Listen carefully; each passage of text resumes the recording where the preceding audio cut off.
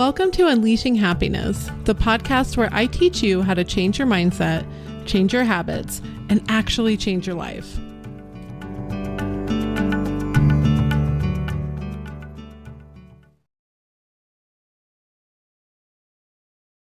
Welcome back to this week's episode of Unleashing Happiness. I'm your host, Cecilia Hendricks, and not surprisingly, I'm super excited about the topic today and also just about being here. I definitely love doing these episodes. I am finding it beneficial for my own journey, and I certainly hope that you're finding it beneficial as well. I've got a couple topics that I'd like to go over today. The first really being about meta-awareness, not only what meta-awareness is, but how you can use it for your desired outcome and to remain focused on your goals. That also ties into having process goals versus just an end goal. And we'll talk about this kind of a little bit. This ties into the way that you're creating your habits, the changes that you're making to your daily routine. And this includes even the way that you're talking to yourself and the way that you're viewing your daily activities that you're doing for you to take care of you. And I'll tie it together with making sure too that you are focused on the right things. So we'll be talking today about how to check in with yourself to make sure that you're not allowing external conditions to sway your thought processes and where you're placing your attention and focus so that you can remain focused on this desired outcome that you have. To kick off, we'll talk about meta-awareness, not only what it is, but also the ways that you can get better at meta-awareness and really catch yourself in these thought processes that you're having. To define meta-awareness, it's a state of deliberate attention towards the contents of conscious thought. An example of this would be if you caught yourself getting upset, you got triggered by something that was going on externally to you, and you stopped yourself and reminded yourself to do a breathing exercise to calm down. That's meta-awareness. You're catching a thought and you are consciously choosing where to focus. You are consciously making a choice to do this breathing exercise to calm yourself down. Whenever you're looking at a desired outcome and you're making a choice each day where you're going to continually focus your attention and your thoughts and your beliefs, especially when you're in the middle of changing this state or this identity that you're in, you're going to want to use meta-awareness repeatedly. And the reason for that is because you want to continue to reframe where you're thinking, where you're placing your thoughts, and the way that you are shaping your internal feelings so that you have a different external outcome. So if you consider that the world is a mirror, everything that you're doing internally is going to be reflected back to you at some point in time. Which means anything that you're getting right now, it's good to do a reminder that it's just a shadow of past thoughts. It's just a shadow of past feelings and past beliefs, and it's coming back to you now. So the more that you can use meta-awareness to bring your attention back to what you choose and where you want to be focused, then the more you are setting yourself up to receive a different reflection back from the mirror. The majority of these teachings really come down to self-discipline.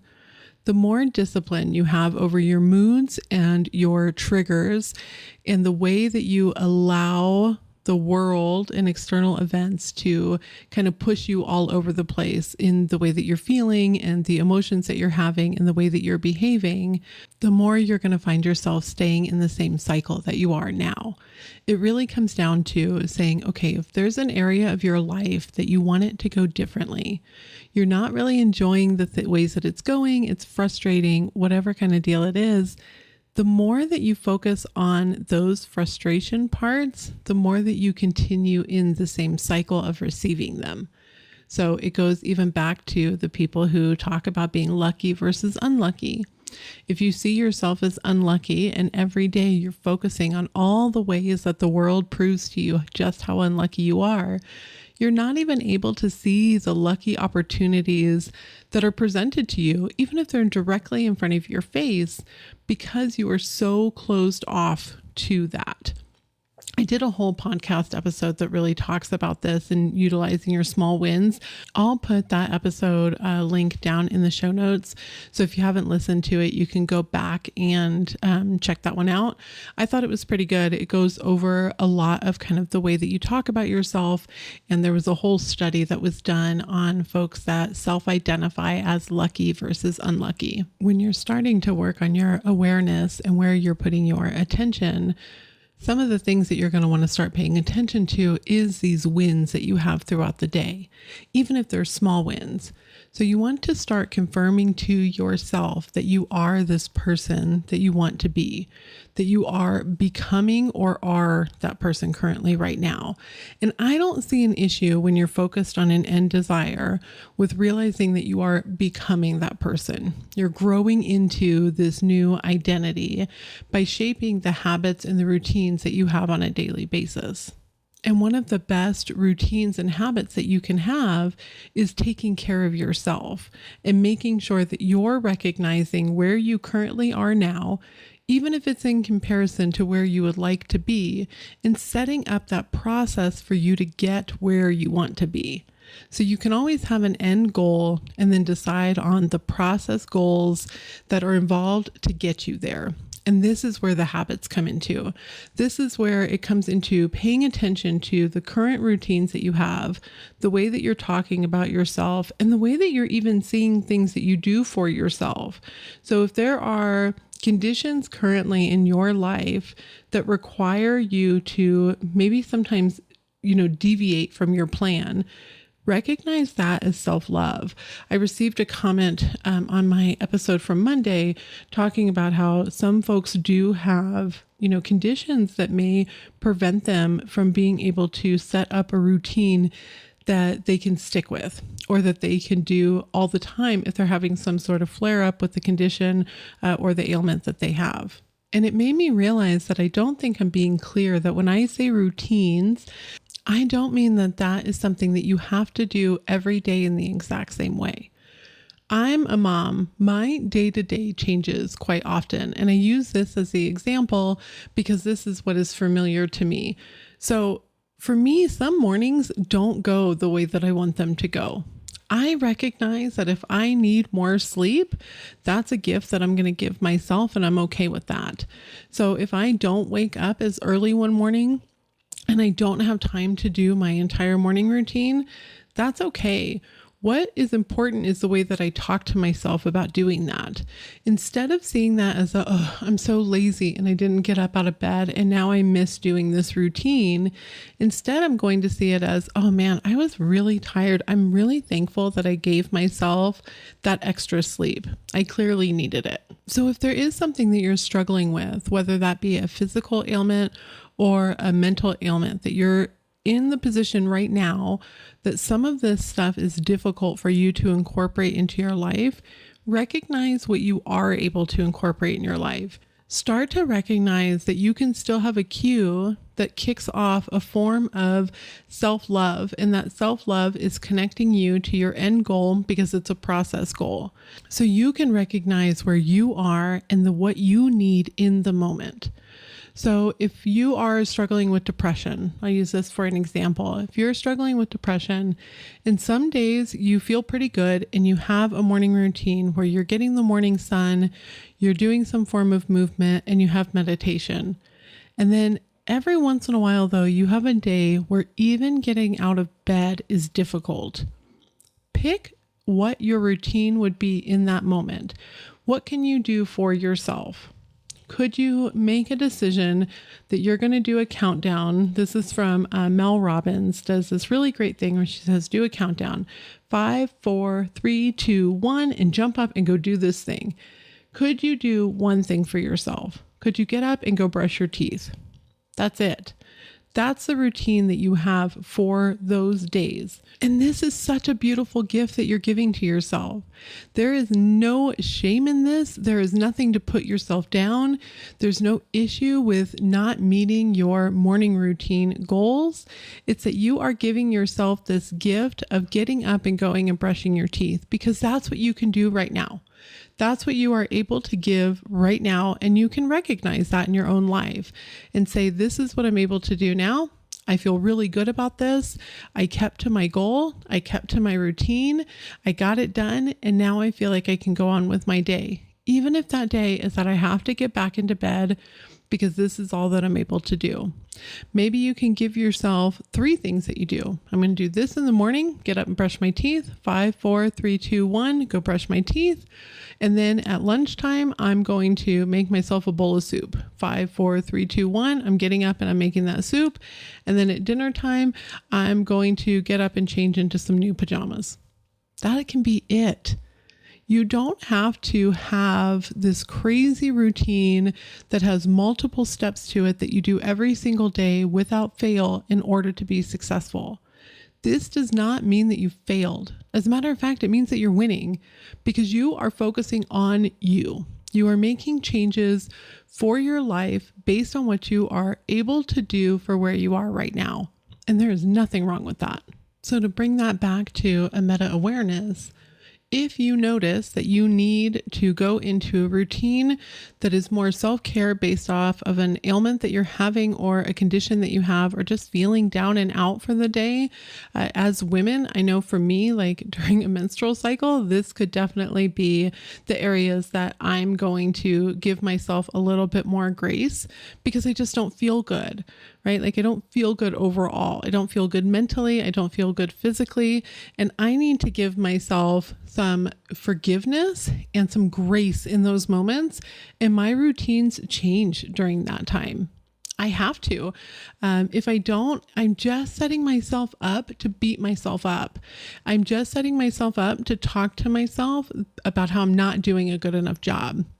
And that's the last thing that I want to do. If I have an end goal in mind and I continue to bring my mind back to that end goal, part of that end goal is me being kinder to myself. When I started all of this, that was one of my desires, was to make sure that I was really kind to me, to love me, and to recognize that I have this amazing self-worth and that I think very highly of myself because I'm a really wonderful person and I have a lot to share, not only with others, but also with me. When I'm putting myself down, I'm not able to give enough to myself and I'm not able to give enough out to the world because I'm quieting myself. I'm making myself small. Everything comes down to forgiveness.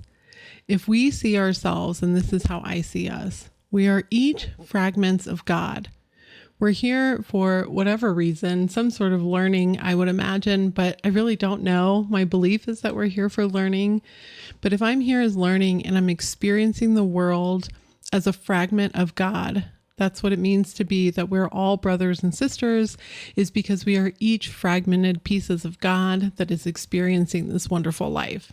And the more connected that I stay to that, the more that I recognize that God does not condone man. God condones the state that man falls into. So if I realize that for myself, what state am I currently in? Am I in a state of feeling despair and being upset and beating myself up? Or am I in a state that I'm taking care of myself and that I'm making sure that I'm giving to my body and my mind and my soul truly what it needs at that moment? And it's okay to do that. I'm giving myself the forgiveness and the grace to provide for me.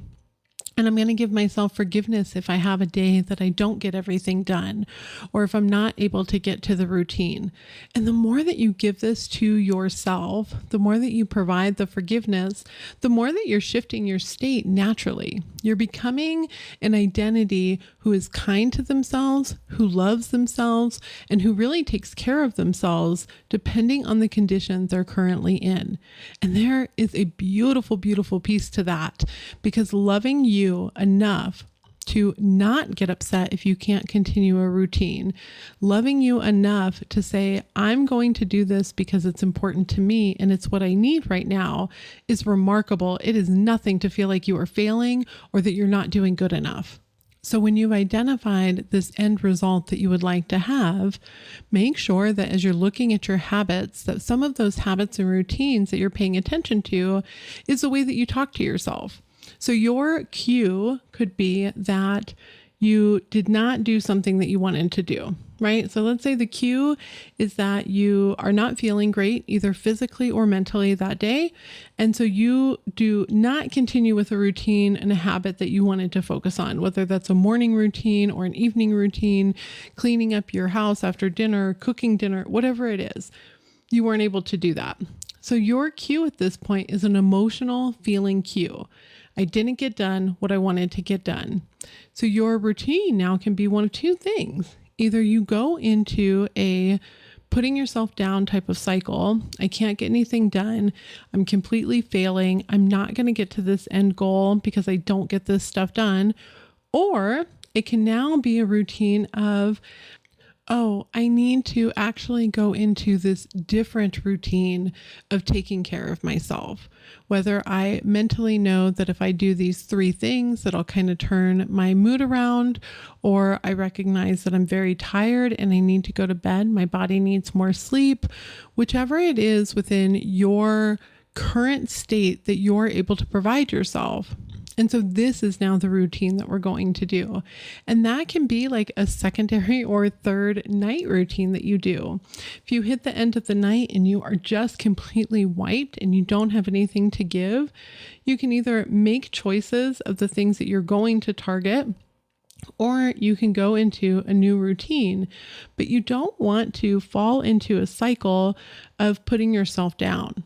And a lot of this will come then back to our meta awareness, where you're going to make a decision in those moments that you are not going to talk to yourself that way. And instead, you're going to do something else, whether that's a meditation, a breathing technique, a warm bath, what it is that you need in that moment that helps you continue on working towards this end desired result. And those are the processes that you're going to set up along the way. Another way that I really like to focus on my personal meta awareness is that when I go into a meditation, I have meditations that I only focus on my breathing. And when my mind wanders, which it always will, I can remind myself to come back to focusing on my breath. So I'll oftentimes focus on where I can feel the air coming in. Mine is at the tip of my nose, or sometimes I'll feel it within my chest so I can feel it filling up my lungs. But I continuously bring my attention back to my breath. So really focusing on that. And you can set a timer and even for 10 or 15 minutes and continue to bring your attention back to your breath. If you're using a visualization technique, so you are choosing an end desired outcome through a visualization that you can do, you are visualizing your end result, your end desired outcome, and your mind starts to wander from that, you continue to bring it back. So if you are attempting to, let's say, focus on you walking up to the top of a stage, and every time you get to about the 3rd step, your mind wanders to something else, you're just going to gently bring it back and you're going to repeat it again. This becomes a self-discipline activity. And the more that you're able to bring yourself back, the quicker you're able to do it in the future. I do believe that we as a society, this is becoming maybe a little bit more difficult for us, but this is nothing new because we have phones. And I find myself a lot, especially when I first started this, that after a while of bringing my mind back, I would want to grab my phone. It's a distraction. So make sure that you have those distractions away and that you've made a plan of, I'm not going to do that. So if you're continuing to repeatedly want to go back to picking up the phone, or you're not wanting to pay attention, or you're getting frustrated with yourself, take a minute in those moments, and bring your awareness back to your breath. So let's say that you're sitting and you're doing a visualization technique and you notice that your mind keeps wandering and now you're starting to feel frustrated by it. Take about 5-10 minutes and instead just focus on your breath. Don't worry about the technique. Don't worry about visualizing. Just focus on your breath until you're able to relax yourself. Then go back into the visualization. Then go back into the feeling. And this is nothing forced. Don't worry about whether it's working, if you're doing it right or you're doing it wrong. You're just really focusing on teaching yourself how to bring your mind back to where you want to be, how to focus on the things that you want to focus on. In time, you can start doing this throughout the day. So when you first get started, I recommend doing one session in the morning and one session in the evening, where you are setting a timer, you're sitting down in a quiet place, and you're returning your mind repeatedly, either back to your breath or back to what the visualization technique is that you're doing and what you're visualizing. And then do that once in the evening as well. When I started, I always started with about a 17-minute timer. I wanted the couple minutes in the beginning to focus only on my breath, and then I would go into focusing on like a specific scene or kind of feeling my desired outcome. And this becomes one of your process goals. If you're working towards an end goal, whatever it may be, you can set up the process goals of saying each day, twice a day, I'm going to work on my meta awareness. I'm going to work on the meditation techniques and visualization techniques so that I can improve this. All of this improves with practice. So if you're terrible at it now, which I really was when I got started, I actually started with 5-minute guided meditations. It was so difficult for me to even make it through a 5 minutes, continuing to bring my mind back to what I wanted to focus on. And now it's substantially better. It's really like practice makes perfect. And so the more that you come back to it, the better you'll get. Don't get discouraged. But this is one of your process goals. You're saying, I have this desired outcome and I want to make sure that I'm using visualization techniques, or I want to make sure that I'm focusing on calming my mind. So this is a process technique you put into it. This is a new habit that you're building each day to make sure that you're meditating and that you're focusing on your desired outcome, and that you're choosing to focus on this. You're choosing to do this for yourself and recognize that you're doing this for yourself. As you continue with these processes, one of the things that you'll start to notice is that throughout the day, you can catch yourself a little bit more. So when your mind is wandering to something, or you're behaving in a way that you don't want to behave, you're able to use meta awareness to make a conscious decision on what you would prefer to focus on. It's the same as using meta awareness to catch yourself and say, you need to do your breathing exercise. So if there's something within your external world that's really upset you, and you are noticing that you're starting to fall into an old habit loop, do not allow it to get worse by spiraling further down into like negative self-talk. Instead, just use some of the tools that we've talked about in other episodes.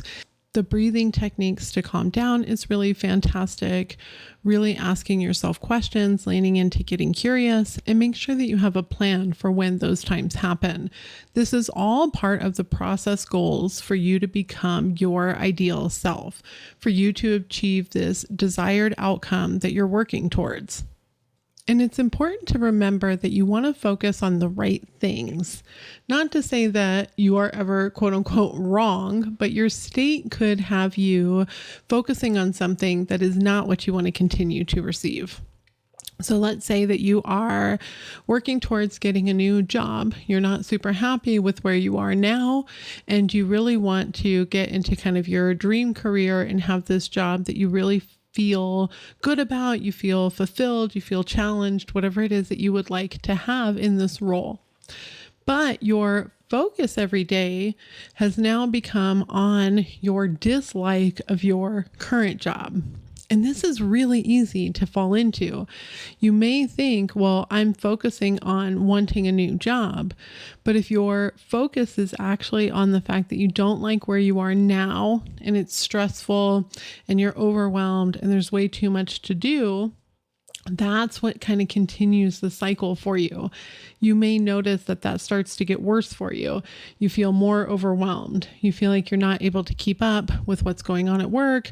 You are not getting along with your coworkers. You're feeling burnt out and tired.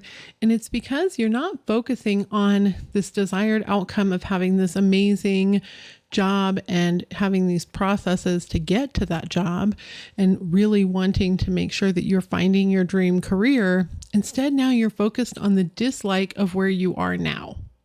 Another example would be like your love life. If you're in a relationship right now and you would like for that relationship to improve, you would like to have a stronger connection, more open, more intimacy with your partner, but instead your focus every day is on the small things they do that annoy you. And let's say this is a partner you want to keep, right? It's not one that you have decided that you're done with. This is a partner you want to keep. And you do love them and you want to make this relationship stronger. You want to have more intimacy, but your focus every day is on how much they're not giving that to you and how they don't text you back enough, or they don't tell you kind things and they're not complimenting you enough.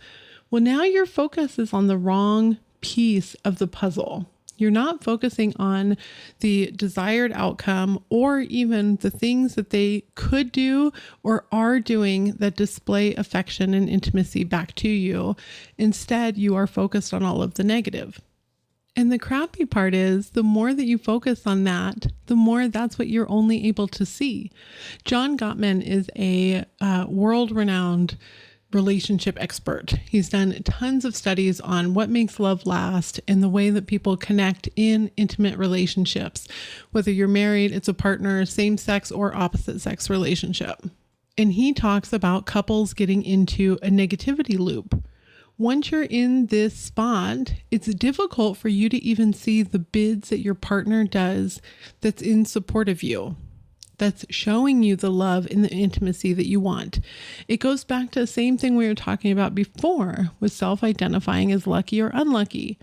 Once you have decided that this is negative and all they do is wrong, that's where your focus is. That's all you're able to see. Your brain says, let me hyper focus and prove to you that everything is negative. You're getting confirmation bias that you are correct. So maybe your partner does something small as a bid for affection and intimacy. And every day they come in while you're cooking dinner and they give you a small kiss on the neck and they ask you what your favorite part of your day was. If you are stuck in this cycle of noticing the negativity, you may think, oh, they come in and don't help me with dinner, versus seeing they're trying to make a connection with me to be intimate, to understand how my day was, what's going on with my day, and give me some physical affection. Now, it's not to say that if you need more help with dinner, that you only have to recognize this affection and the bid for, some sort of intimacy and not also share what your needs are with your partner. And this goes with any relationship. But if you need more assistance from your partner, there's nothing wrong with sharing that. But when you're able to recognize the positive pieces that they're doing, you can more calmly also share your needs. And you can do that without being attacking or making them feel defensive. You keep these very structured in what the feeling is for the situation and what your need is. So it would be, I'm feeling very overwhelmed trying to get dinner ready and clean up the kitchen. I need help with dinner.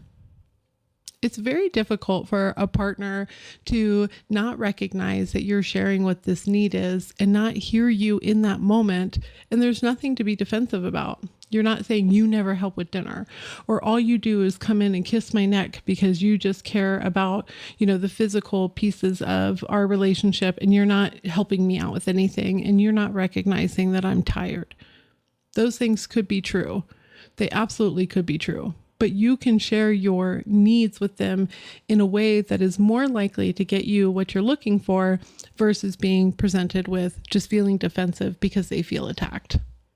Now, I'd like to caveat that I'm definitely not here as a relationship expert, but I'm just sharing that as you start to refocus the way that you're paying attention to things, you can notice more positivity within your relationships and your life, but still ask for what you need. You can still share what you need. None of this is about you hiding or stifling what your needs are in life. It's about being able to refocus your attention, work with your triggers, make sure that you're becoming emotionally intelligent, work on the habits and the routines that you have so that you can live a life that you want to live and that you can feel fulfilled in that life and energized in that life. And part of that is definitely making sure that your focus is where you want it to be instead of in opposition of what you don't want. It's a very small change, but it's one that once you start to recognize that you're doing it, it becomes a lot easier.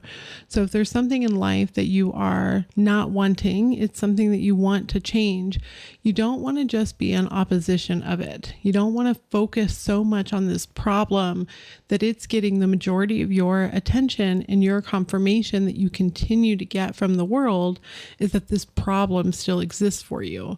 Instead, you're going to focus on the end result, right? The solution, this key that is to the life that you want to live. And you're going to start making processes to get to that by reframing your thoughts, by becoming aware of the way that you're behaving, and by setting up daily habits within your regular kind of routines to make sure that you're focused on the things that you want to be focused on. So I hope that definitely makes sense. If you would like more kind of guided help with this and more connectivity to make sure that all of this is being tied together, I do have some courses that have just recently launched. So I'll put the link to that down below. Really, I give all of this information out on my podcast, no doubt. But if you would like to see the process and really have a much more step-by-step, all put together in one spot process from end to end to transform the way that you're viewing life, the meta-awareness that you have, the habits that you have, the routines that you have that work for you, by all means, definitely go check that out. So just a really quick tie all of this together, make sure that it all makes sense. You are choosing a desired outcome. Then you are choosing routines that align with that desired outcome. And the desired outcome is your end goal. But each day we're setting up process goals to hit that end goal.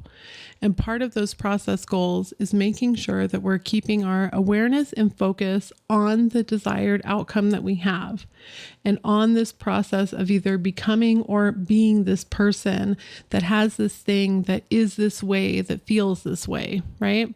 And so what we're learning how to do is how to really change the habits that we have every day, either mentally or physically, working on forgiving ourselves and recognizing what it is that we need based on the journey that we're in right now, the position that we're in right now, to continue to remain focused on this end goal and not let these external things that are happening in life sway us one way or the other. And the more that you learn self-discipline with your mind, the way that you're reacting, the triggers that you have, the better you'll be at bringing your attention back to what it is that you really want to focus on. So I hope you found that helpful. If you did find it helpful and you would like to share it out with somebody, that is like the greatest compliment of all time. Definitely also shoot me an email if you have any questions. It's unleashinghappiness@ceciliahendricks.com. And I hope you have the most amazing rest of your week.